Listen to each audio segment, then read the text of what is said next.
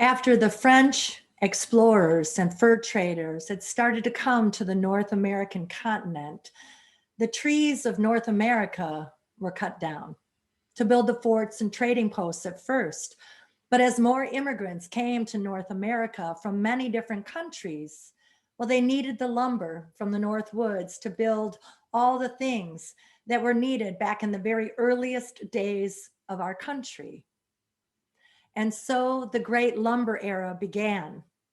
And it spanned several decades, starting in the late 1800s, all the way through until about 1930, when all the trees were gone.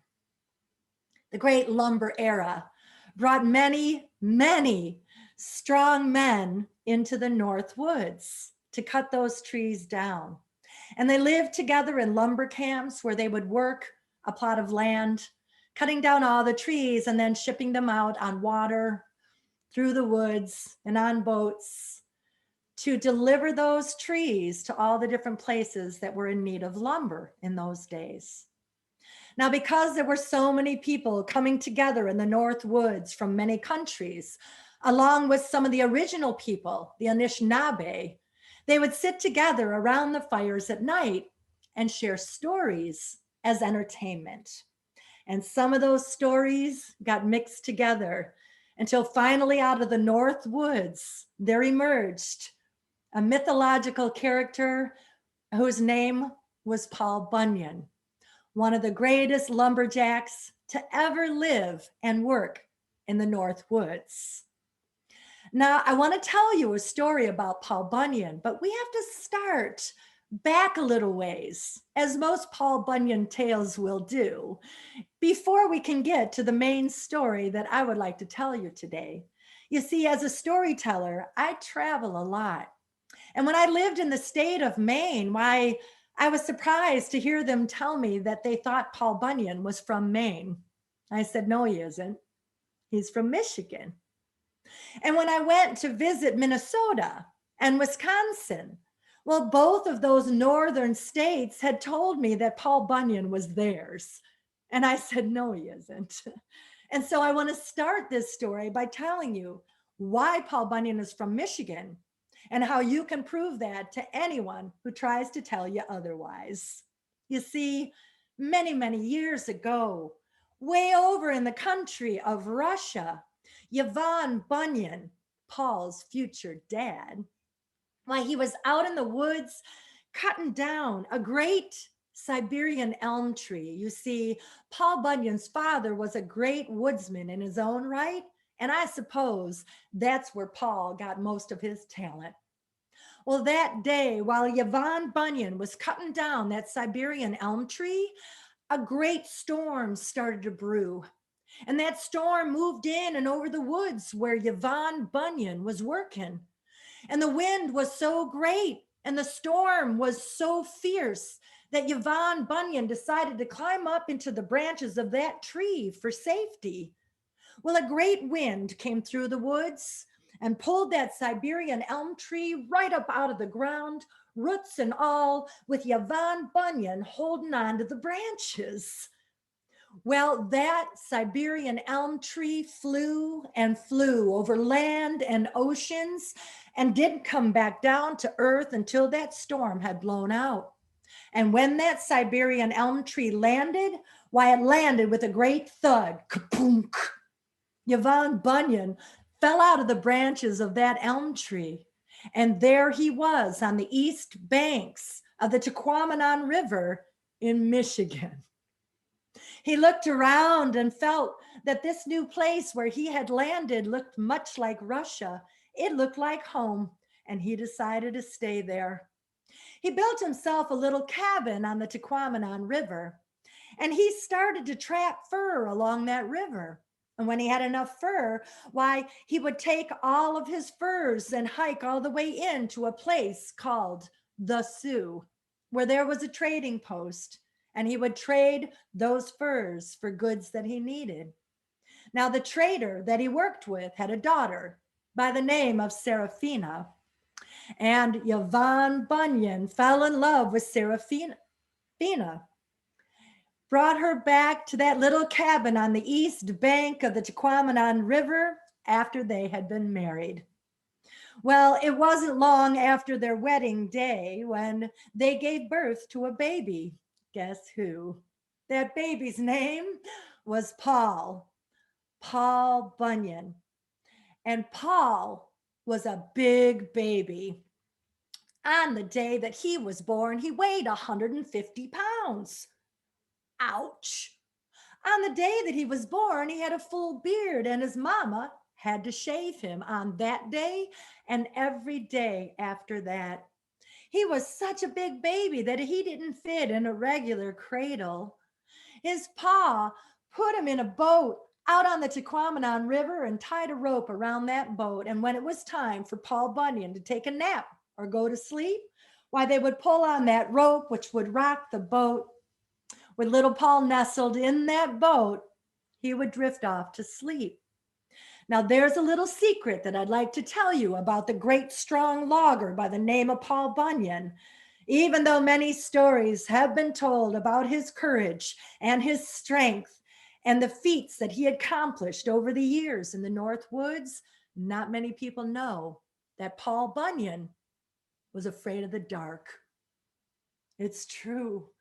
Oh, a lot of people are afraid of the dark when they are young. I sure was. I had a bunny nightlight until I was 13 years old.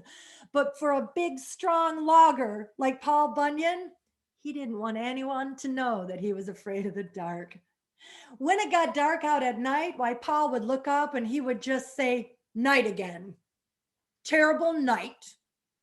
You can't cut trees down when it's dark out." And then he would go and lock himself in his cabin where he would stay frightened and shivering for the rest of the night. Now, one morning when the sun rose above the lumber camp on the east bank of the Tequamanon River, well, Paul got up early that morning and he went in and had breakfast with the men who worked for him in that lumber camp. They had a great big breakfast, as they always did. And then Paul sent his men off and down along the Tequamanon River to cut down trees that day. Paul decided that on that day, he was going to make the short journey over to the Porcupine Mountains where he was going to mark timber for his men to cut the next day. Well, Paul was such a big guy that he grabbed his great big Paul Bunyan axe and he put that axe on his shoulder. And in 3 short Paul Bunyan strides, he was standing in the Porcupine Mountains. That's a trip that would take you and I all day by car to travel. Well, he started to mark timber that day. And you know, Paul loved to be in the woods and he lost all track of time. And at one point, he looked up and the sun had already started to set behind the Porcupine Mountains. Paul saw that it was getting dark out and he started shaking in his boots and he looked up and said, "Night again. Terrible night." And he yelled so loud that one of those great white pine trees that was growing there in the Porkies started shivering in fear. And you know what? That pine tree fell over all on her own. They wouldn't have to cut that one down the next day. Now, with all that darkness upon him, Paul thought he had better hightail it back to the lumber camp before it was really dark. And so he turned on his boots and put that great big axe on his shoulder. And in 3 short strides, whoosh, whoosh, whoosh, he was almost back home. But before he got home, why, Paul Bunyan had an idea. You see, he remembered something from when he was little. One night, when his mom put him to bed in that boat on the river and pulled that blanket up underneath his chin, she said, "Paul, you shouldn't be afraid of the night. Why, the night is a very nice lady." Paul remembered thinking that night that his mom was just trying to make him feel better about being afraid of the dark so that he could sleep that night. But then he remembered that his mom had never lied to him. Why would she? And so that night, instead of locking himself up in his cabin in fear, Paul gathered all of his courage and he decided to go back to the Porcupine Mountains and have a little talk with the night. He was going to see if she really was a nice lady. So he took that great axe of his and he put it on his shoulder again, and he headed back to the Porcupine Mountains in 3 short strides. Whoosh, whoosh, whoosh. He was standing on the highest point of the Porkies. He looked up at all that darkness above his head and it scared him, but he mustered his courage and he said, "Night, I want you to stop." And the night stopped moving. And she spoke to Paul Bunyan in a very cool and gentle voice. The night said, "Yes, Paul Bunyan, why are you here? What can I do to help you?" Paul looked up at all that darkness and said, "My mother was right. The night's a really nice lady." He said, "Night, I don't mean you any disrespect, and I certainly don't mean you any harm, but I don't like you. When you come, you take all the light away. Well, the men and I can't cut any trees down at night, and I think you know, I'm a little afraid of you." The night said, "Yes, Paul, I know that's true, but how can I help you?" Paul looked up and said, "Well, night, where do you hide the light? Where do you put it all when you come?" And the night said, "Oh, Paul, that's easy. When I come, I hide all the light behind me until morning. Now, I can't do anything about that, and neither can you." And she stretched her long, dark arms down and over the sky. It looked just like thick syrup dripping off a stack of pancakes. And it was dark and it was quiet. And Paul knew that his talk with the night was over. So he grabbed his axe once again and he headed for home. And in 3 short strides, he was almost back to the lumber camp. Whoosh, whoosh, whoosh. When all of a sudden, Paul Bunyan got an idea. Why, it was a Paul Bunyan size idea. All of a sudden, he knew exactly what to do to solve his problem with the night. And he didn't go home. No, didn't lock himself up tight in his cabin. No, he decided that once again, he was going to go back to the Porcupine Mountains, but he didn't need his axe. He turned on his boots and he headed toward the Porkies again. Whoosh, whoosh, whoosh. And when he was standing on the very highest point in those mountains, he looked up at all that dark sky above his head, but he didn't talk with her this time. This time, he made a pointer out of his great big Paul Bunyan finger. And you can do this too if you want. After he made that pointer with his finger, he looked up above his head and found the perfect spot in that night sky. And then Paul poked a hole through the night. And he pulled his finger out of the night. And when he did, there above his head was a tiny little twinkly light. He had poked a hole through the night to the light that was hiding behind. And when Paul saw that tiny little light, he said, "Now that's much better." When he saw what he could do, he started poking holes all over the night sky. He started to head back to the lumber camp, and while he was walking, he was poking holes over his head. He reached out and poked some holes over Lake Superior. He poked them over the eastern end of the Upper Peninsula of Michigan. He turned around and he poked a few over the Straits of Mackinac. He was going to poke holes over the Lower Peninsula of Michigan, but then he thought twice. He said, "Nah, I'm going to let the people who live down there solve their own problems." And that's still true, even to this very day. Before Paul decided to go to bed and get some sleep, he poked some of those holes over the lumber camp. And he said, "That's much better." Now he turned and was going to let himself into his cabin when he got another idea. It was another Paul Bunyan's idea. He turned around and he said, "You know, I could make a bigger light."